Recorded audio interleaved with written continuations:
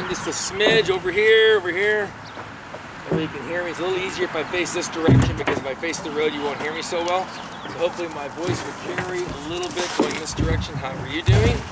So go walk over there and turn to face me so you're all, it's like being in a horse show. You guys are all going to get a ribbon, a participation ribbon.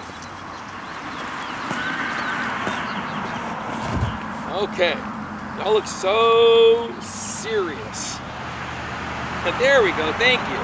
Needed that nice smile, make me feel better. Thank you, ladies. Otherwise, I feel really uncomfortable, like you don't like me. And as you can probably tell, I have a very low self-esteem, and so my feelings get hurt really easily. Not so much, huh? Nah, just kidding. If you gave me a quarter, I couldn't buy feelings, right? So that's okay. We got lots of information, though, don't we? So today is jumping. I see that you guys all have jumping straps. That is so awesome. Who is the most famous rider in the world with a jumping strap? You want to answer? Big one. Who? That's a good horse, though. Excellent horse. Famous rider. Sarah. Probably does. Who is one of the best 3 event riders in the world? I'll give you a hint. His name has a hyphen. He's a he. His name has a hyphen in it, and his first name is William. William Shakespeare. Very close. He's British. William Shakespeare, I think. What's his name? Yay! William Fox Pitt. William Fox Pitt is one of the best riders in the world, and he always jumps in a jumping strap. Always. So, if it's good enough for the best rider in the world, it's good enough for you guys. Yes, ma'am. Can I ask you some questions? You certainly can ask me a question. Because I only ask questions right now. Are you a person that I have to limit the number of questions on? Okay. Okay, so we'll give you, in this lesson, you get 3 unless asked. Good. That's as many questions as I need. So 1, go ahead. How are you today? Pardon me? How are you today? Well, that's a nice thing to ask. How am I today? I am better than some, not as good as others. Okay. That's a good answer. And the last 2 will be at the end. Okay, very good. Excellent. Okay, so what we're going to do is we're going to help ourselves in our decision-making process so we know the things we have to be effective as jumpers. But when we get nervous, how many gets nervous when they jump? I get nervous when I jump, right? So when I get nervous, I can keep myself organized by having a specific plan. If I have a specific plan, I feel confident. If I feel confident, my horse jumps better. My horse jumps better, I feel confident. If I'm confident, my horse jumps better. Oh, that's right, I'm repeating myself now. So as long as I have a plan, I can create this little mental loop where things continue to get better. Now, who will agree that even if I have there's an old military saying that no plan survives contact with the enemy. No plan survives contact with the enemy. This is super important. I know you're 8, right? Remember from yesterday, you're 11. Never mind. You're 12. After a certain point, it's like I'm at that point where I made it to a certain age. I'm not almost, I've made it to that age. Exactly. So the government knows me well because they sent me a social security check. I think I know what it is. What does it mean? I think it means that if you don't know what you're going to do,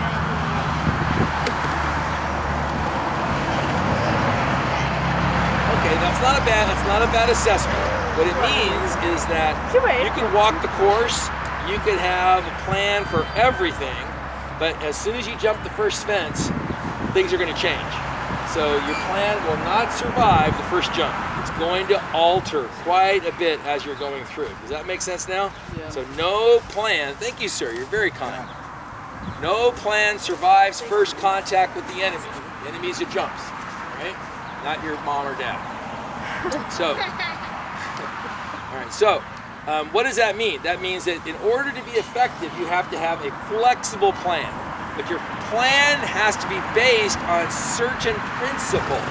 Principles are things that you need, right? So we're going to go through 4 very important principles that you guys are going to maintain. And I'll tell you what they are, and then you guys are going to repeat them one at a time, right? So everybody is going to get one of our principles. The first principle is the principle of power or impulsion. Those are kind of the same thing, power or impulsion. The next thing is going to be balance of the horse and the rider. So power, balance. We're going to have straightness or line, the line of approach and the line of departure. And we're going to have tempo, and I'll explain what tempo is in a second. So power, balance, line, tempo. Now, after those 4 things are established, when you guys finally get to training level and you've had an effective training level season, you can begin to bring in what we call decision. That means you decide whether you're going to move up to the fence, whether you're going to collect to the fence, or whether you're going to keep the stride the same the entire way. At your level, you don't get to have that tool, but you will. Now that's fair. And the reason is that if you make a decision, how many of you have ever seen a distance where you want to move up to something and you kind of do it, but somehow you don't get there and the horse chips in and adds a stride, you get a really horrible jump and you feel like a real bad rider? Who's had that happen to them? You should have all had that happen at least once, right? Right? It's a pretty horrible feeling, isn't it? Like you're really convinced it's going to work out great and all of a sudden it doesn't work out at all. And you're just like, it's like, Yeah. I was coming up to a fence and went to a hill, and It's very common. So, like, So what we've learned is that you guys don't get to have the decision tool for a while. You will get it. You'll earn it, right? It's like you guys right now, like you guys have been in cars before, correct? Right? Now you've watched your mom and your dad, your brother and sister drive, and you probably think, how hard can it be? I could drive, right? But it's actually now when you've been driving for a while, how hard is it? It's pretty easy. Except for, I will tell you that, no offense on you guys, but there's some people up here in Washington State don't drive so hard. that is true. It's like, Hey, it's true down in California. time to start getting on the accelerator, you know? It's like, let's get going. And what's with the 60 miles an hour on the freeway thing? What is that about? I mean, let's hammer down. It's 5 miles below the speed limit at all times. Yeah, what is that? What's up with that? I mean, You have to balance your coffee. let's get and going, you don't want man. To $5 Yeah, coffee. that's what it is. You know? So, yeah. All right, so or, you're gonna get to the point where you're driving and allowed to use your decision-making process. I know you're already driving, but we're gonna stay organized with the first 4. So what's the first thing? No, I'll get to you. Starts with a P. Very good. Power. Starts with a B. Balance. Line. Tempo. Okay, now let's discuss tempo. Tempo is not stride length.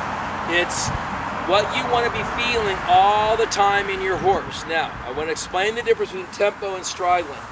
Now watch my hands and listen to the sound. So your canter stride wants to be like this. But watch my hands. This is your working canter. This is your collected canter. This is your extended canter. You hear the clapping? It's always exactly the same. So I can go from a 15-foot stride to a 9-foot stride, and everything stays the same. 1, 2, 1, 2, 1, 2, 1, 2, 1, 2, 1, 2, 1, 2, 1, 2. So you've got to keep the tempo. Does that make sense? We don't want this.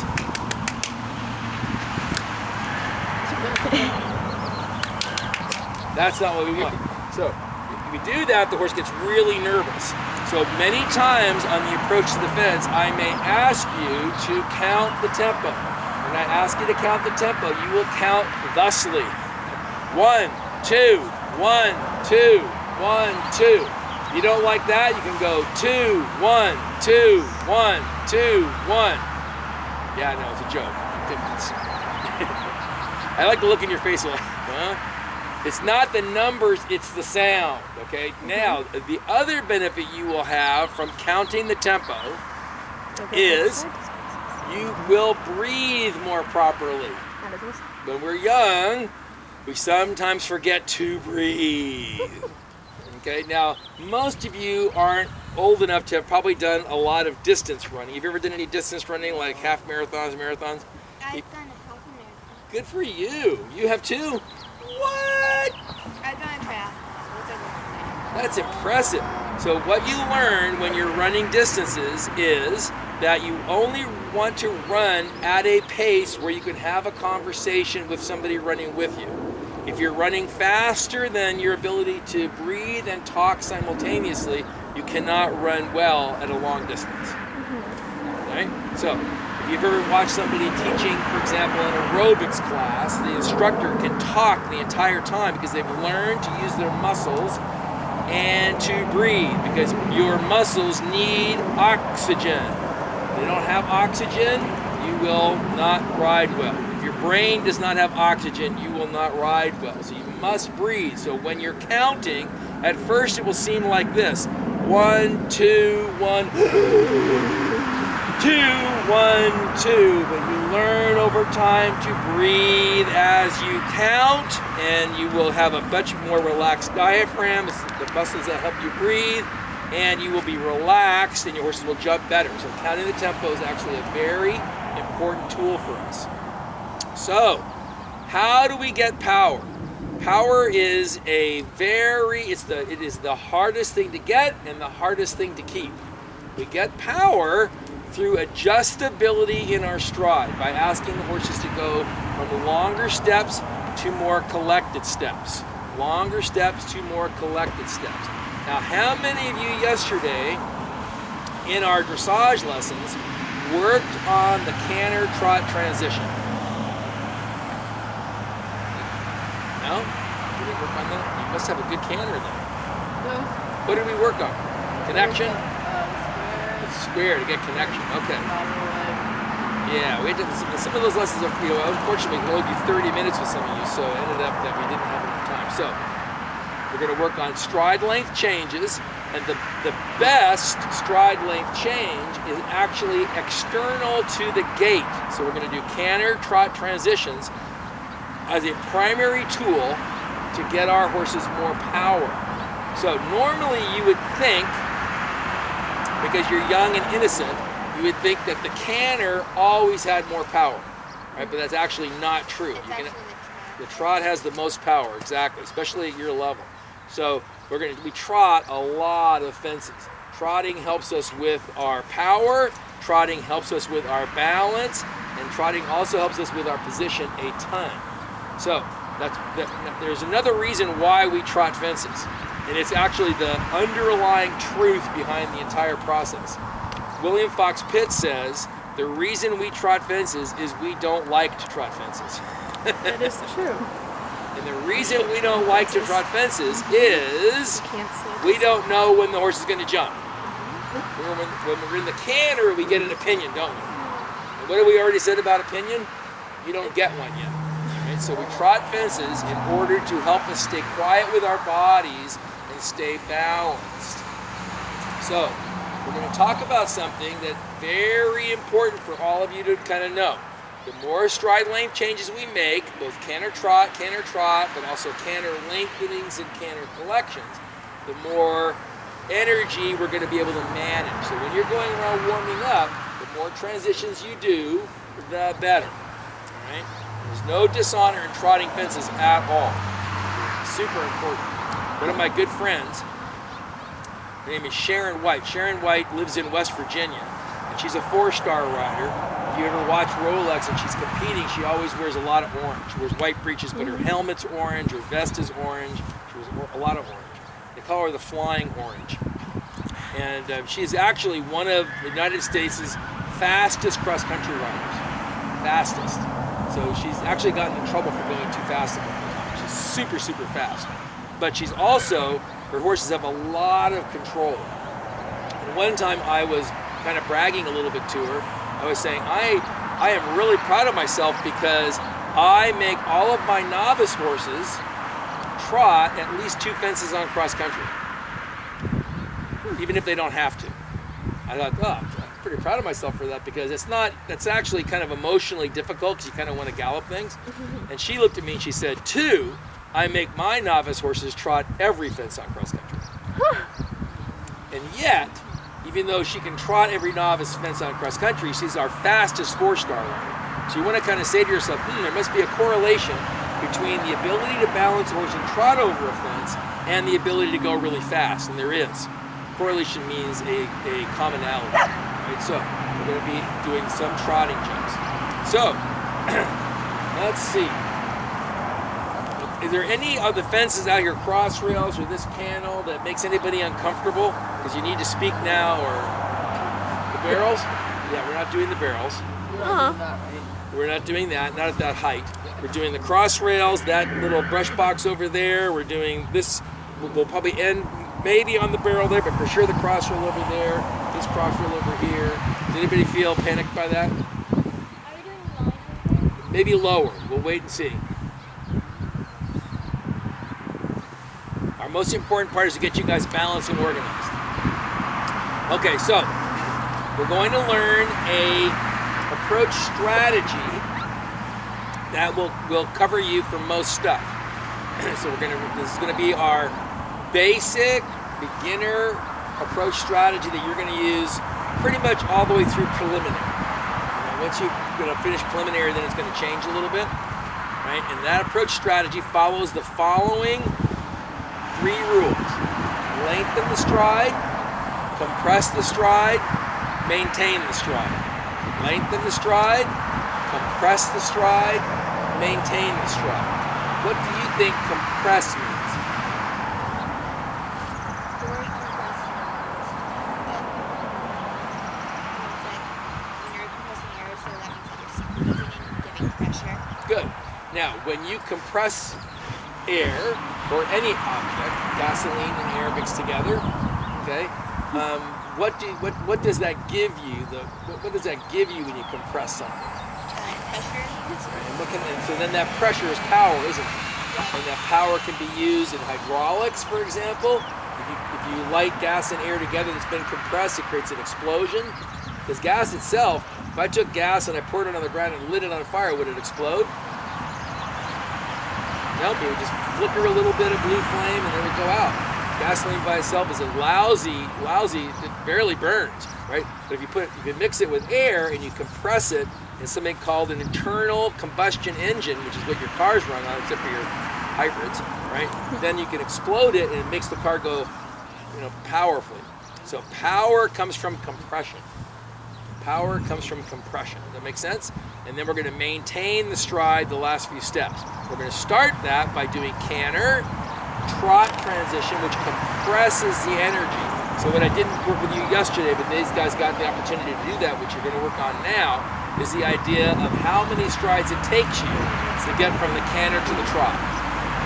So if you go just canter, and then you just trot with no compression, you're going to get a running trot or a dead trot. But if you spend 4 to 5 strides collecting the canter, which is a type of compression, and then you trot, your trot will retain a lot of that energy in a more compressed state, and your horse will jump really, really well. So let's go through the approach strategy again. Lengthen, compress, maintain. Okay? Which do you think is the hardest of the 3 phases? Lengthening, compressing, or maintaining? Exactly. Brilliant answer. So it's not difficult because it's mechanically hard. It's emotionally hard. Weight loss. Yeah. It's very, very difficult to maintain because our emotions get super, super involved. Okay, so let's do this. We're going to go one at a time on a circle that's going to go around the pretty flower fence with the yellow and green standards and that white cross rail over there with the brush box underneath it. We're going to go in a circle to the left, and we're going to practice our canter lengthening, our compression to the trot, and then in our trot, we're going to show us our 2-point. You get to be first.